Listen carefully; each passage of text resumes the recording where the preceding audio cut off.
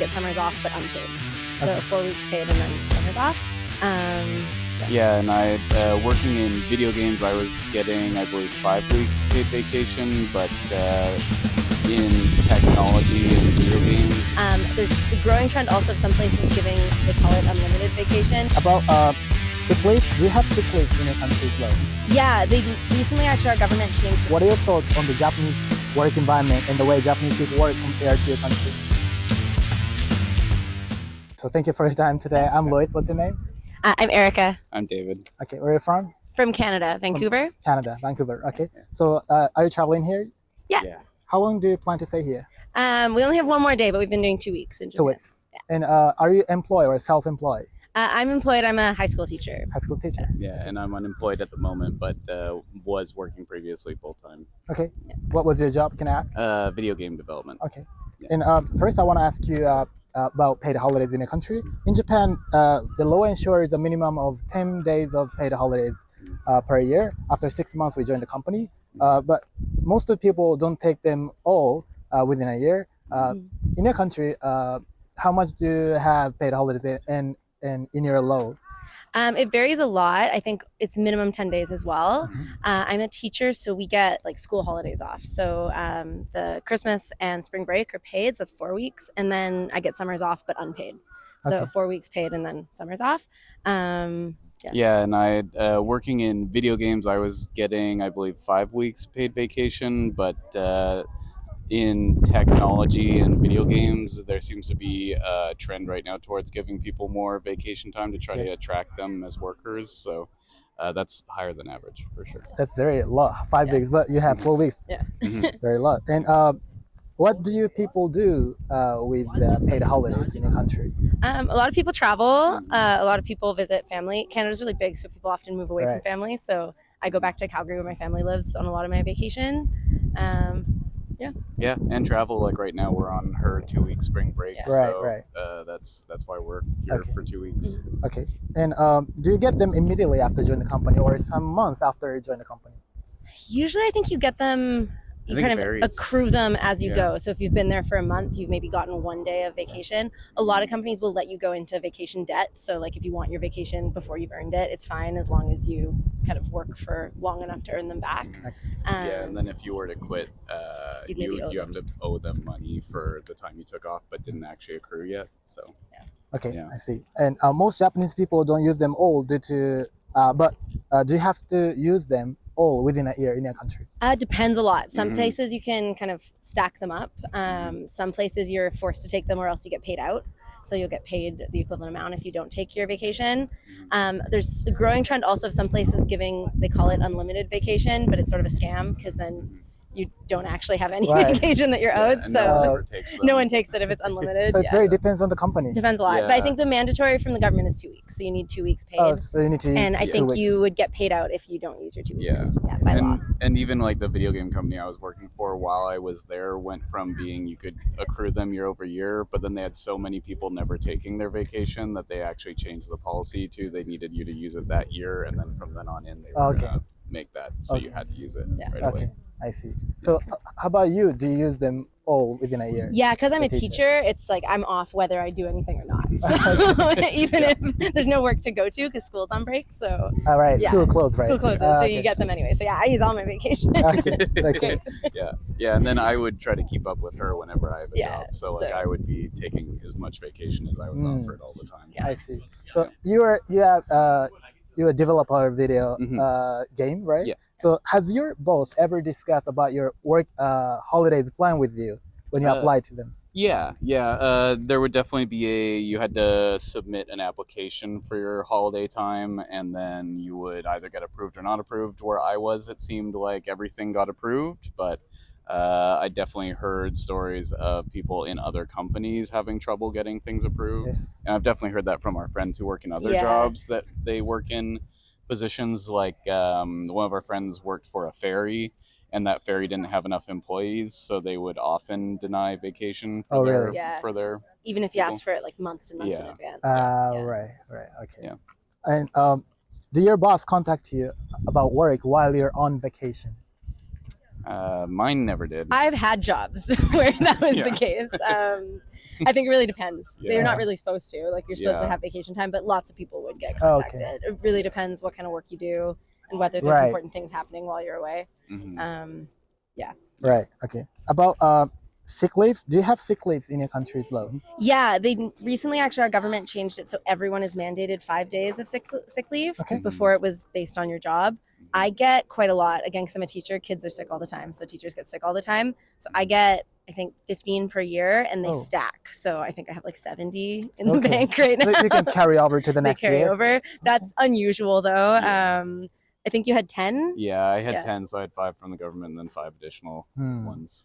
There is in Japan there is no law and no specific regulation about sick leave. Yeah. So Japanese people are not familiar with the concept Oh, of wow. sick leave. But what is sick leave?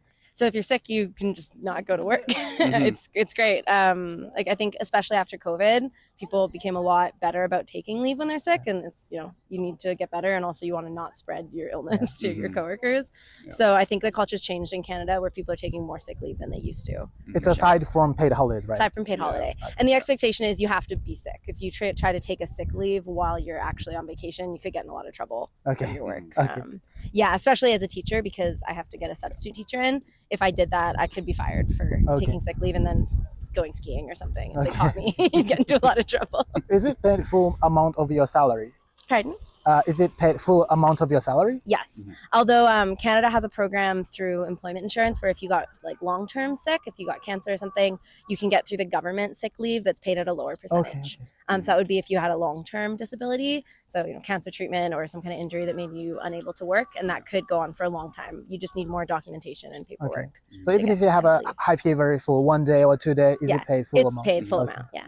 Okay. So do you need to submit doctor's certificate to your company? If you- Not usually for short term, but if Yeah. it was more than a week, sometimes more you than a would. week. So Yeah. my employer, I think they reserve the right to ask for documentation if it's more than 5 days. Okay. So Usually maybe- they don't, but they could.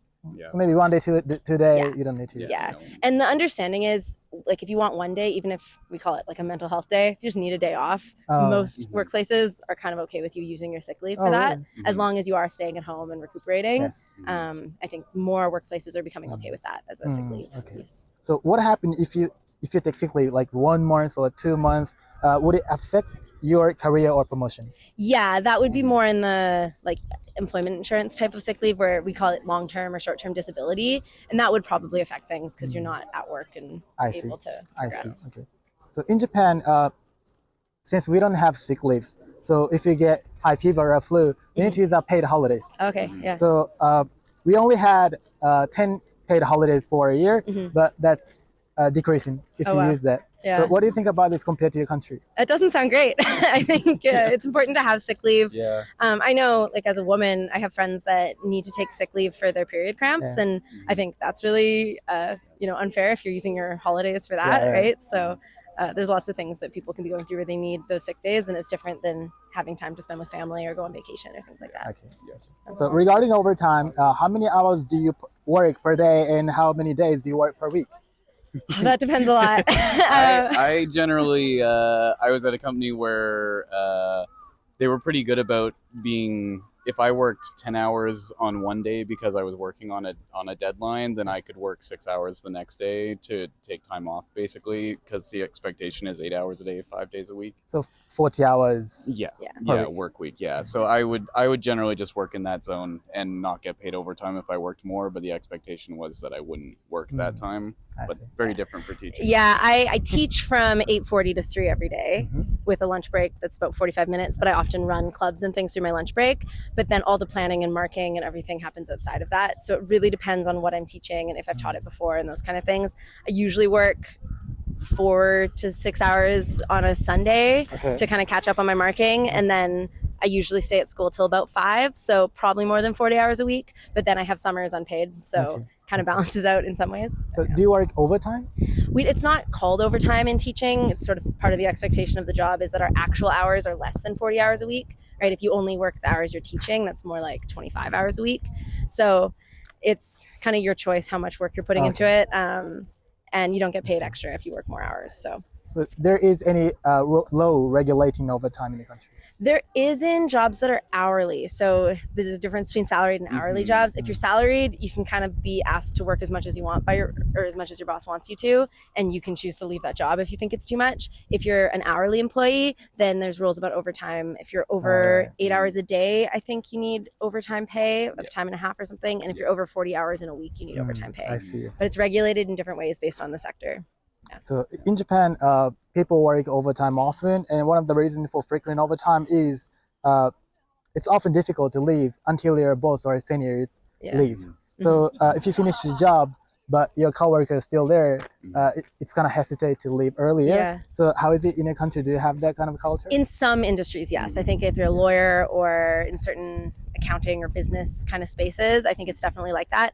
Like I'm a unionized employee, right? I'm part of a union, so my boss can't say anything about. My boss is a principal, and they don't really see what I do, so it's a bit different in how I work. In tech, I think they're trying to be better. Yeah, they're trying to be better. I know I've definitely heard like 10 years ago that there was a bit of that going on, but I think even since COVID, with more people in tech are working from home a lot of the time. So I think that kind of distinction of knowing if your boss is in or not is actually disappearing a lot in Canada. Yeah, a lot of the bosses aren't in the office; they're working from home. So. Or they're like they take Fridays off quietly and you don't know about it. So then like you're on Friday, if you're there for 6 hours, that's great.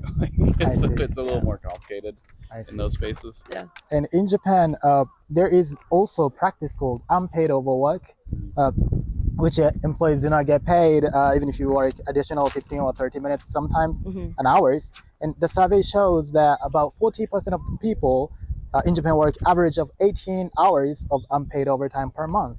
But how is it in your country? Really depends on the sector. I think a lot of like our friends who are lawyers work all the time. Okay. All the time. So definitely some sectors are like that. Other sectors, people work a lot, but they're paid for it. So things more like if you work in medicine or healthcare, working a lot of overtime, but you're being paid for that overtime. Right. So it really depends on the type of job. Yeah. But a lot of people do work a lot of overtime for sure.